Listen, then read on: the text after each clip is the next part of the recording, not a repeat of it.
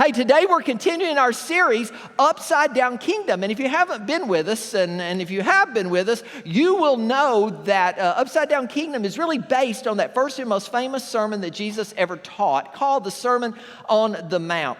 And the entire sermon is a description of what life in the kingdom of God looks like, what citizens of the kingdom of God act like. And this kingdom, it really is two things. One, it runs countercultural. It really is upside down. It's a kingdom where the first would be last, the last would be first. It's a kingdom where the greatest of all would be the servant of all. And the kingdom not only runs against our culture, the kingdom really runs against human nature. And nowhere is that going to be seen more than in the verses that we're talking about today. We're down to the closing verses of Matthew chapter 5. Between this week and next week, we will end Matthew chapter 5. It's where Jesus has been giving us 6 illustrations of what he means by verse 21 of Matthew chapter 5, that unless your righteousness exceeds or goes beyond the righteousness of the scribes and Pharisees, well, you can't enter this new kingdom that he's talking about. If you remember, his first illustration was murder, where he said, you've tried to restrict murder to just an act you do with your hands. I'm going to broaden it out. Murder it's an act you can do with your words. They had tried to restrict his second illustration, adultery, to simply a sexual act you do with your body. And he says, no, it's what you do with your eyes. It's what you watch when no one's watching. His third illustration concerned divorce. And while they were looking for loopholes to get out of their marriage, he says, no, kingdom people, they fight for their marriage. They look for ways to make their marriage what God intended it to be. His fourth illustration that we looked at last week was oaths, or making promises, keeping them, speaking the truth into a world that said, well, unless I invoke the name of God in my oath or in my swear, well, it really doesn't carry much weight. Jesus said, no, every word you say carries weight. For you see, you follow a guy who said, I am the truth. So when you speak, you represent the one you follow. So speak the truth so that they will know when you speak, well, you simply speak on behalf of the one who is the truth. You can count on him. Today we come to our fifth illustration, which is retaliation. Some people call it revenge. Other people call it, even outside the circles of church. How many of you have heard this phrase, an eye for an eye? I mean, it is common. It's a pretty famous phrase no matter where you go. Finish this statement for me. I don't get mad. I get... How did y'all know that? I mean, how did you know that? Well, look, I found a couple of cartoons about revenge that I really liked. Here's one of them. Sometimes I have to tell myself it's just not worth the jail time. And then I love this other one that I found. I don't like to call it revenge. Returning the favor sounds nicer. That's kind of human nature, isn't it? So when we begin to look at this topic of revenge, this topic of retaliation, what does Jesus have to say about it? What we're going to do is read verses 28 through 42. Then we're going to go back and we're kind of try to dissect what Jesus says. So beginning in verse 38. You have heard that it was said, an eye for an eye and a tooth for a tooth. But I tell you, do not resist an evil person. Well, if anyone slaps you on the right cheek, turn to them the other cheek also. And if anyone wants to sue you and take your shirt, well, hand over your coat as well. If anyone forces you to go 1 mile, go with them 2 miles. Give to the one who asks you, and do not turn away from the one who wants to borrow from you. So when you look at that verse, or those verses, in the context of Jesus saying, what does a citizen of the kingdom of heaven look like? Well, it doesn't look like the people around us, does it? With this fifth illustration and leading in next week into the sixth illustration that he gives us on loving our enemies, Jesus will teach 2 of the most radical, countercultural, against human instinct things that he teaches. Things that I would say, if we're honest, all of us are going to struggle with. I would say that not a single one of us this week or next week will walk away thinking, I've got that nailed. I pray that in my lifetime I do, and I'm on that path. But these verses remind me of just far I have to go. The first principle that Jesus is talking about over the next 2 weeks, these radical countercultural principles, is this. How do you treat people who have it in for you? How do you treat them? How do you treat people who would like to sue you? As a citizen of this new kingdom, how do you react towards them? And number 2, what we're going to cover next week, how do citizens of this new kingdom act towards people who hate them? And how do they react towards people that they hate as well? Show of hands. Anyone have someone or ever had someone who has treated you badly? I think most everyone in here. What about this? What about someone in your life who didn't like you? You ever had somebody around you and you think, I just don't think they like me? Like, anybody been there?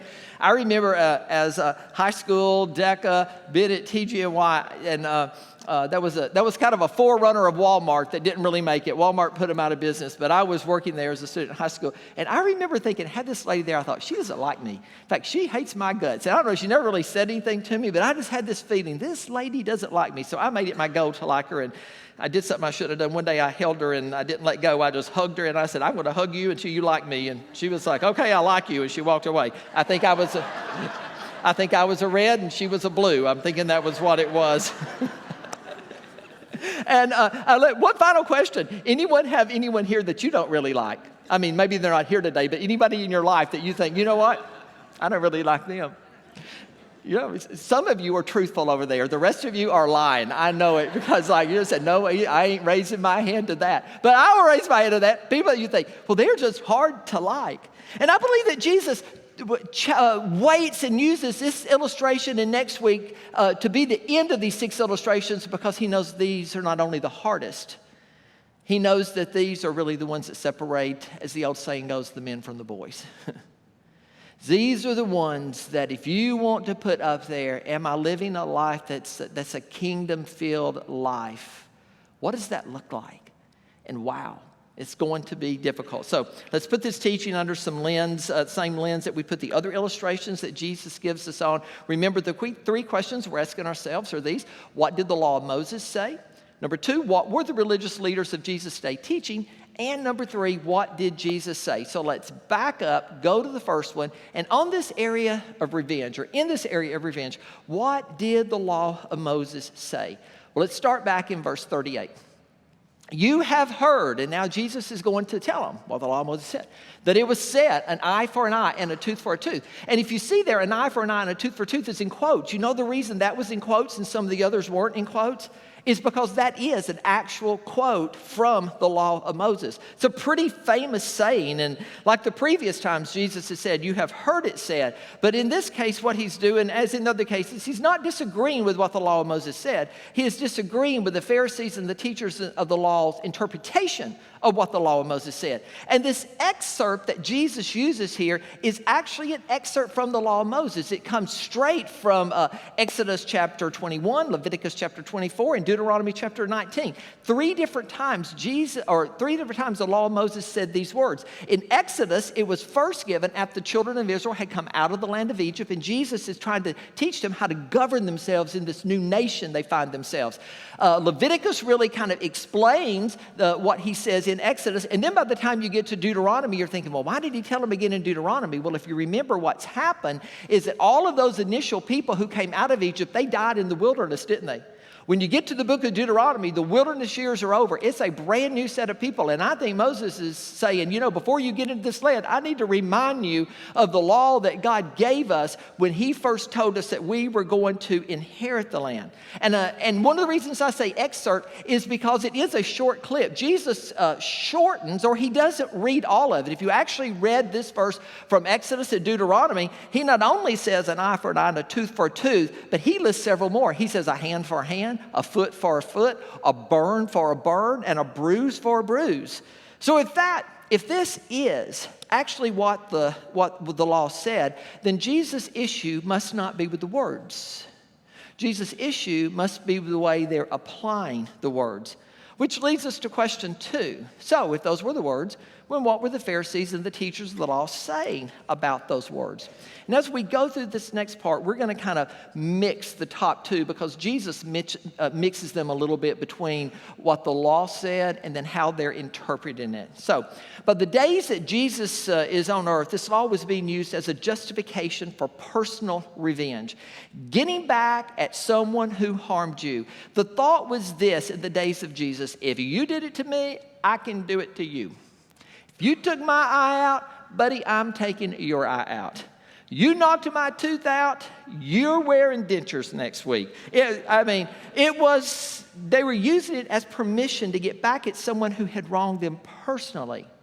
And what Jesus is going to teach through this, that was never the intent of the law when he gave the law to Israel to begin with.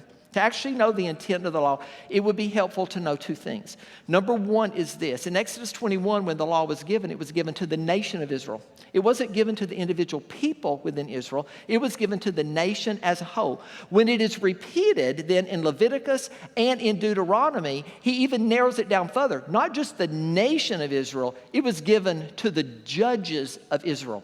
Those people who would sit in courts of law, whether it was civil or whether it was criminal law, and they would make a decision as to whether a person was guilty or innocent. If you remember, when the law was first given, it was given to God's people who had just come out of 400 years of slavery.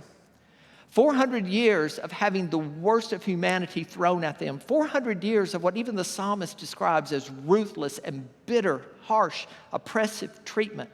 And Moses was helping them or teaching them how to govern themselves in a way that is just and fair, having lived in an environment for 400 years that was anything but just and fair. And this law was meant to introduce the nation of Israel to a system of justice that was right. So when God was instructing his people how to set up this judicial system, how to set up their nation, he starts out by telling them something. He says, hey, you can't do what the Egyptians did to you. That's not right. That's not fair. If someone knocks out your tooth, you don't go burn down their whole house. If someone hits you in the eye and you go blind in an eye, you don't kill them. That's what the Egyptians did. That's not how you live. If someone steals one of your sheep, you don't go at night and slaughter their entire herd. So one of the things the original law was meant to do was to put a limit on how the nation of Israel could treat people.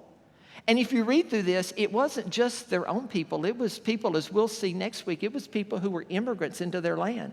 He was setting up a system that said, at a minimum, you have to be fair. You have to be fair. It was called the lex talionis.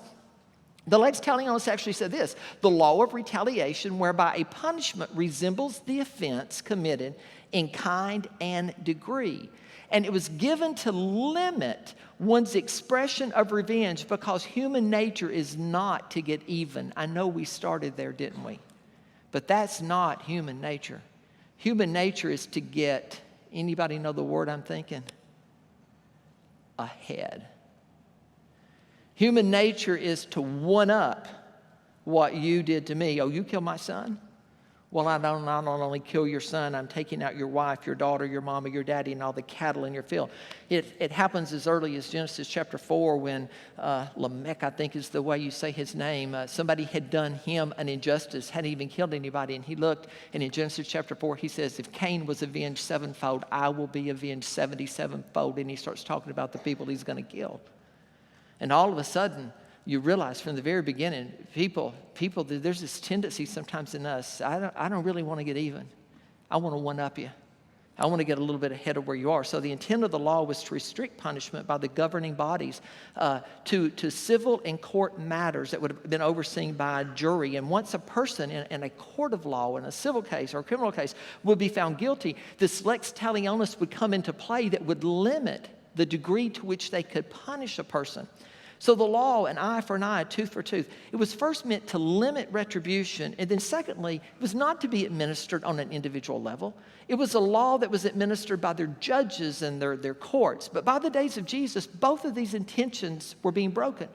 You see, they wanted to say anything goes as far as retribution. And they wanted to broaden out what Jesus comes back and narrows back down and says that was never the intent. The intent of the law was never to give you carte blanche and keep treating people the way you want to treat people. And this was never meant to be a guideline for personal justice.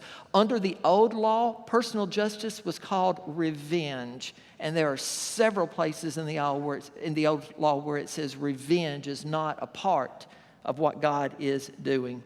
And when first given to God's people who were accustomed to an abuse of power by the Egyptians, it was meant to help them establish a legal system that was just and fair. But Jesus comes along and says, since you have applied it personally, since you have not only applied it personally, since you have sought to go beyond what it said, since you are treating each other unjustly, let me let you in on the heart of what God was trying to do when he gave Moses this law to begin with, which leads to our third question. So what did Jesus say? We'll begin in verse 39. But I tell you, do not resist an evil person. Do not resist an evil person, which has radical implications not only for them, but for us as well.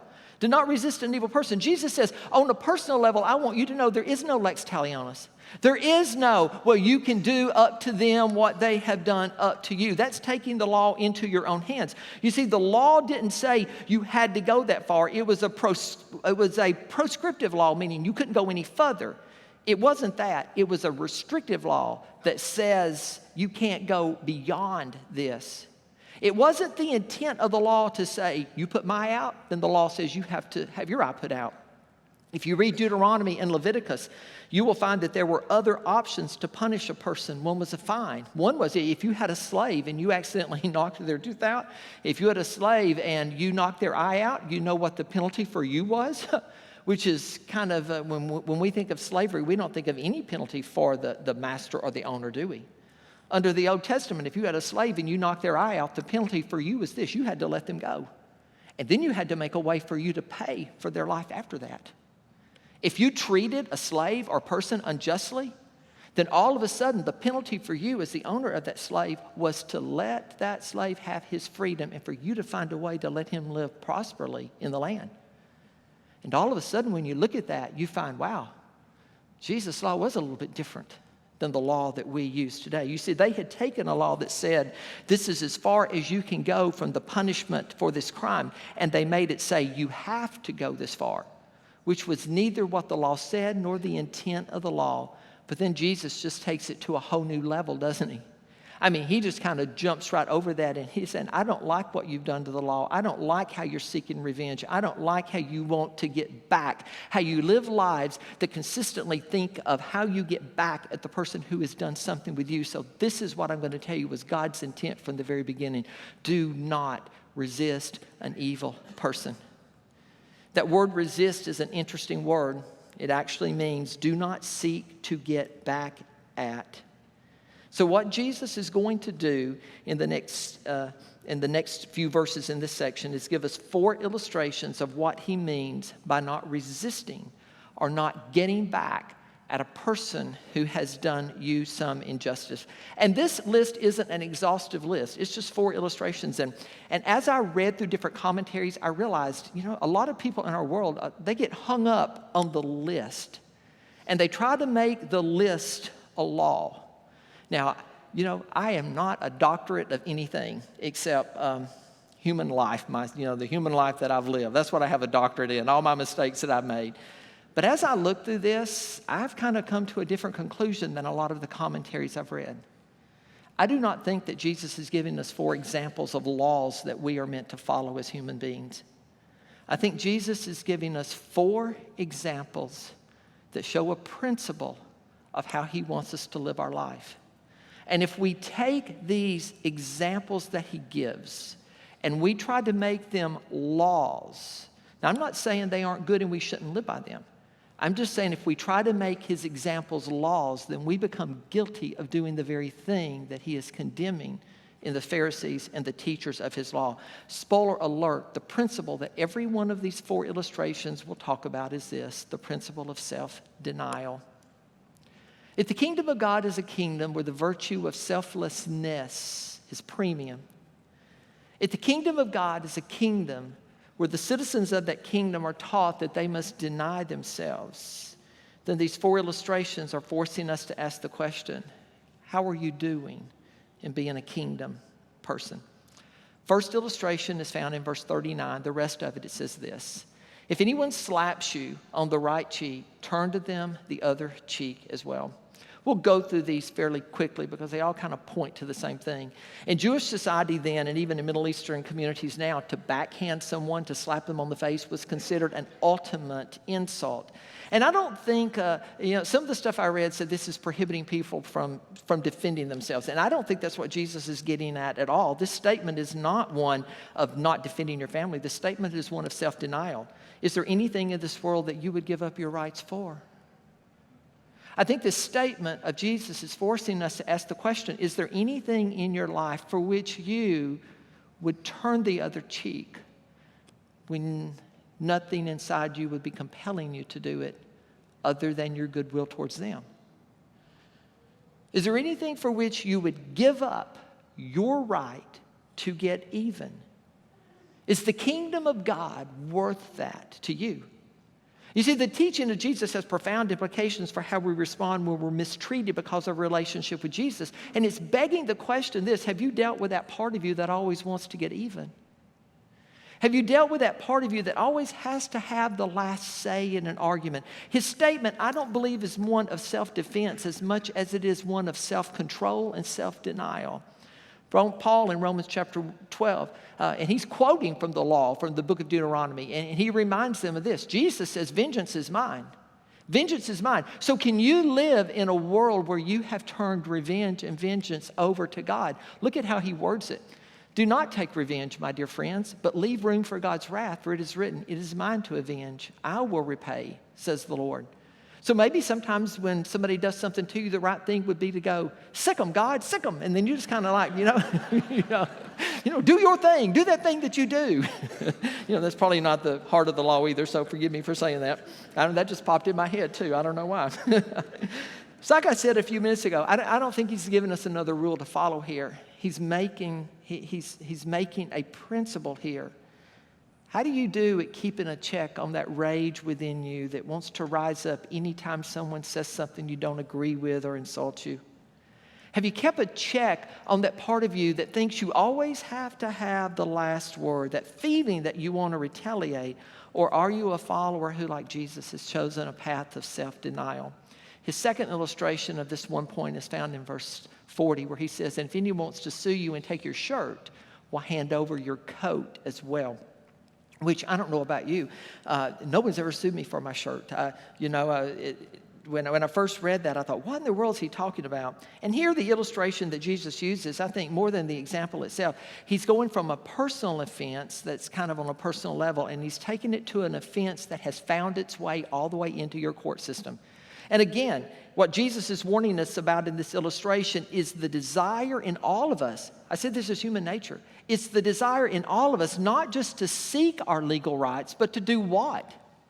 Demand our legal rights. And what a crazy illustration he uses until you understand that according to Exodus 22:26, that under Jewish law, you could not sue someone for their outer coat. Did you know that? I read scripture all the time and I find out something new. You could not sue someone for their outer coat. It was considered an inalienable possession, kind of like in the Constitution. We are guaranteed some inalienable rights. As citizens of this kingdom, we're guaranteed the rights to, anybody remember what they are?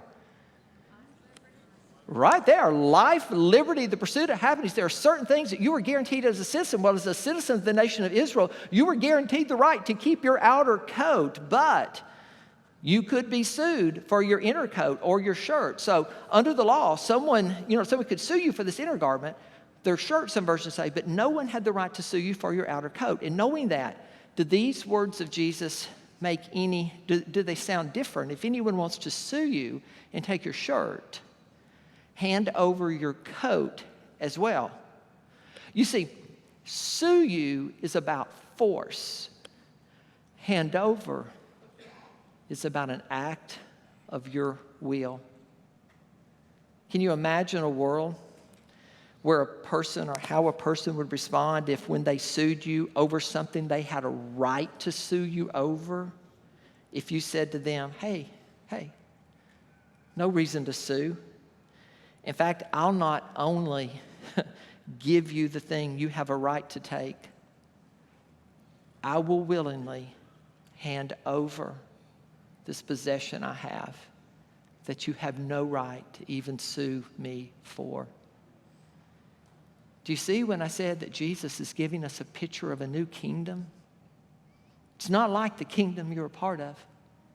In fact, somebody told me after first service, and I love the illustration, he said, if we really realize that we, as Paul said in the book of Ephesians, are dead men, that we have died with Christ, well, what possession do I have that a dead man would need anyway? If I really understood the perspective of the kingdom of heaven, What is it that I own that I think is so important that I wouldn't be willing to depart with? In a world where everyone is fighting and arguing and suing for their rights, the question I think Jesus has for us, not make this a law, but he wants me to ask a question. Tom, I think that next slide there, how will you choose to live? Will you choose to live to a life that's always demanding and clinging your rights, or will you live to give up your rights? His third illustration is found in the next verse. If anyone forces you to go 1 mile with them, go with them 2 miles.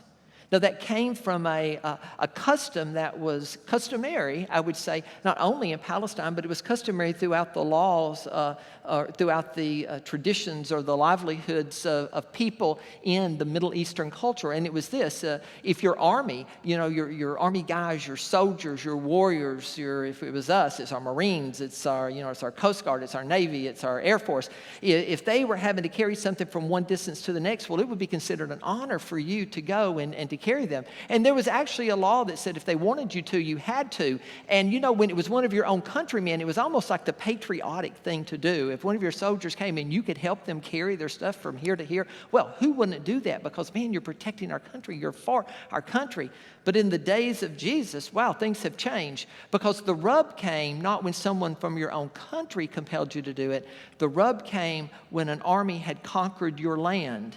And now this conquering soldier that forces you to pay taxes, this government that he represents that has come over and taken your land, when he pulls you out of the field, when he pulls you from whatever you're doing, and he forces you by command to pick up his pack and to go 1 mile with him, well, what do you do then? Well, his command, when he says go 2 miles with him, a lot of times we think, well, Jesus says to just take it. No, he doesn't say take it. We think, well, Jesus is just saying be passive. No, he's not saying be passive. Remember, this is a new kingdom. He's not saying take it, and he's not saying be passive. He's saying do something that nobody in their right mind would ever think you would do. Do something that is so countercultural to this world that the person you're doing it for would stop and ask, why in the world would you do something like that? When I just forced you to carry my luggage 1 mile, when I am a soldier in your land that has conquered your land, why in the world would you look at me and say, hey, what about your family? You got any kids?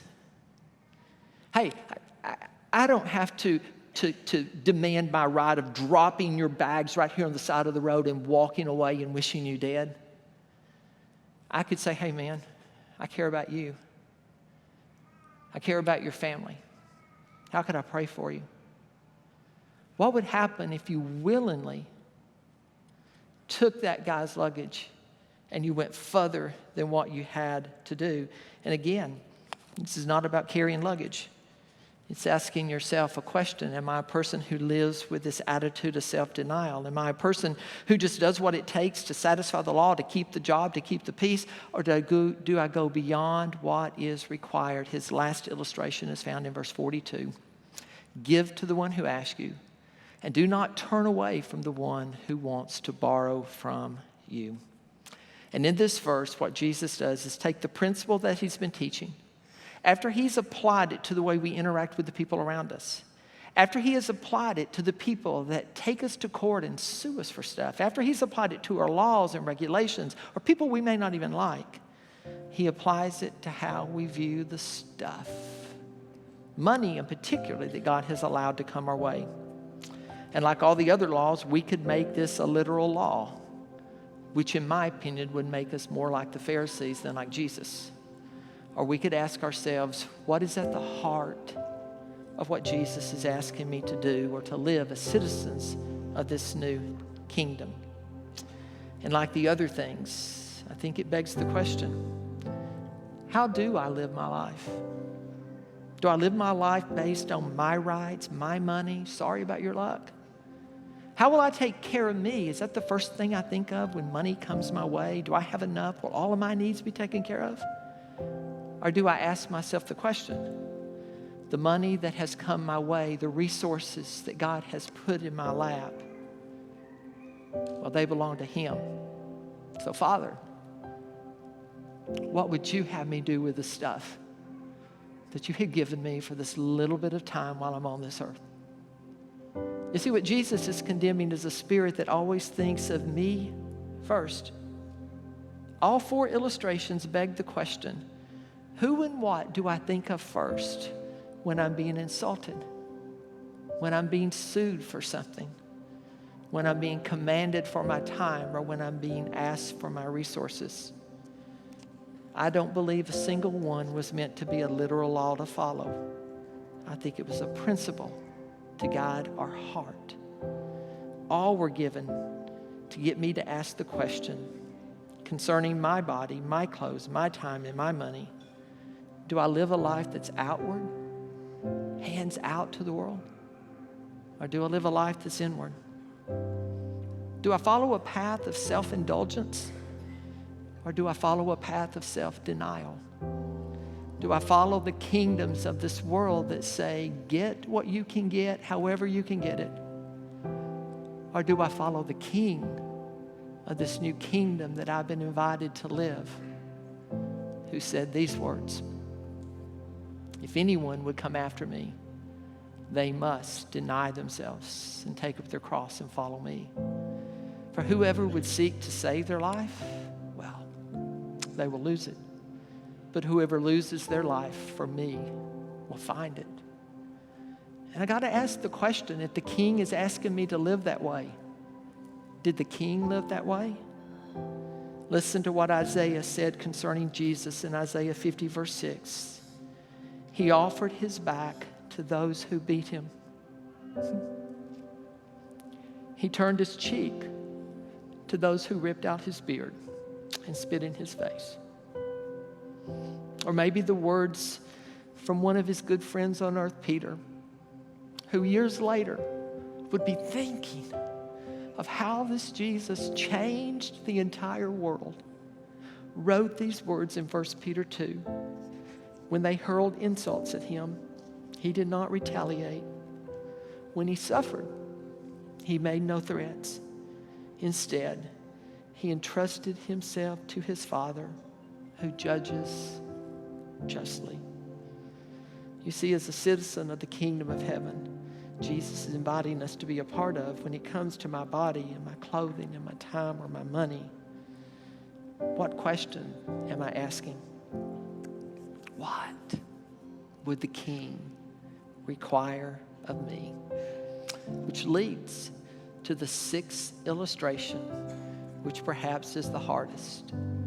You have heard that it was said, love your neighbor and hate your enemy. But I say to you, and that's where we'll pick up next week, in this crazy upside-down kingdom Jesus is inviting us to be a part of. Father, I thank you for challenging me with words. Father, I pray that my life will be lived open-handed. Father, that when I look at my time and my money and my resources and the things that you have put my way, that I will simply be a reflection of you and deny myself and to turn that around and to ask, how could I use what I have for the kingdom of God? May we be a people who aspire to be citizens of a king who gave his life for us. And the entire church at NorthField said,